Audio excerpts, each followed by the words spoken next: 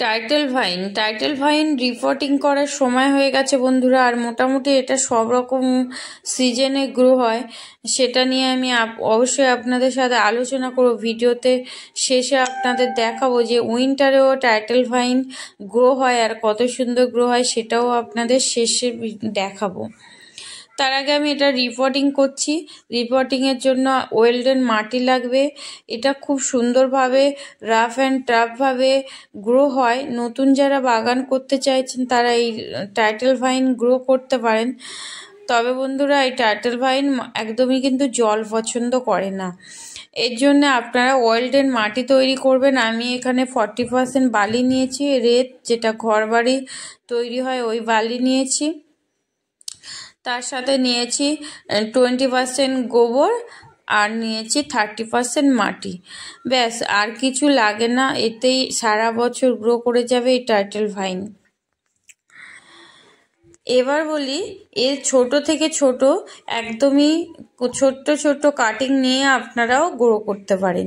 Title vine কোনো মানে বড় কাটিং মানে ম্যাচুরিটি ডাল এরকম কিছু না, নোট এরিয়া থাকলেই টাইটেল ভাইন গ্রো হয়ে যায়, একদম ফুচকে ফুচকে ছোট্ট গেয়েতে গ্রো হয়ে যাবে। এবারে সে সানলাইটের কথা, এর রৌদ্রের কথা। আপনারা যদি পারেন একদমই রৌদ্র ছাড়া রেখে দেখুন 1 মাস। আর জল কিন্তু অবশ্যই আপনারা এক গাদা দেবেন না, জল দেবেন 1 মাসেই 1 বার 2 বার বা উপর দিয়ে একটু স্প্রে করে দিন। জল একদমই লাগে না আর সানলাইট একদমই লাগে না। এই জন্য বলছি যে সানলাইট ছাড়া এই গাছটা যে এত সুন্দর গ্রো করে তার রেজাল্টও আমি আপনাদের দেখাবো। সানলাইট ছাড়া যদি রাখেন এর একটা শুকনো লিভস দেখতে পাবেন না, গাছ পুরো সবুজে ভরে যাবে। আর এটা সমস্ত রকম সিজনে, সামার উইন্টার সমস্ত সিজনে আপনারা এটা একদম সবুজে ভরিয়ে রাখতে পারবেন। সমস্তটা বেছে আমি সুন্দরভাবে নতুনভাবে গ্রো করব। আর এটাকে অবশ্যই আমি একদম ছায়াযুক্ত জায়গায় রাখবো। আর জল একদমই কম দেব, জল আমি খুবই দেব না। আর দেখুন জায়গাটা একদম ফ্ল্যাট, যে গামলাগুলো হয় না 10 টাকা সেই গামলাতে লাগিয়েছি। এটা কোনো গভীরতাযুক্ত টবে লাগালে হবে না। আমার আগে যে টবটা মানে গামলাটা ছিল সেটার মধ্যেই আমি একটু মাটি দিয়ে আর যে কাটিং করে ফেলে দিয়েছিলাম সেইগুলো আবার লাগিয়ে দিলাম। গাছ ভালোবাসি তো গাছ ফেলতে মায়া লাগে। আমার সমস্ত রকম রিপোর্টিং করার পরে যতটা এক্সট্রা বাঁচে আমি সব কিছু গুছিয়ে সুন্দরভাবে আবার লাগিয়ে রাখি, অন্যদেরকে গিফটও করি। যারা মনে করুন বাগান করে না তাদেরকে যদি আমরা উৎসাহ করতে পারি তো তার থেকে আর কি।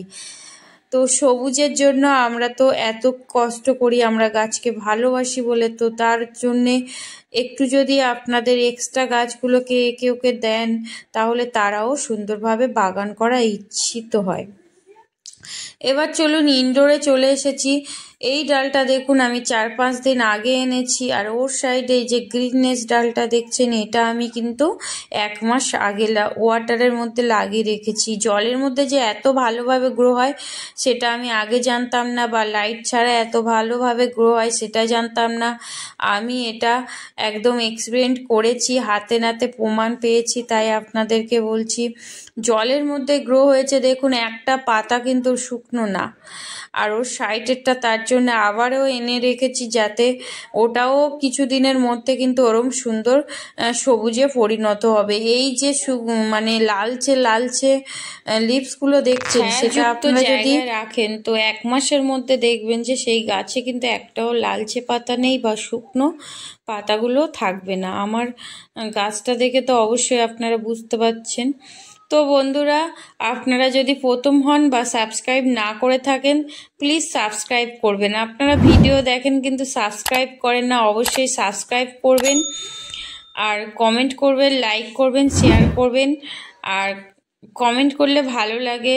আমরা গাছপ্রেমীরা যদি একে অপরের সঙ্গে কথা বলি তাহলে আমরা বুঝতে পারবো কার কি সমস্যা হচ্ছে, জানতে পারবো।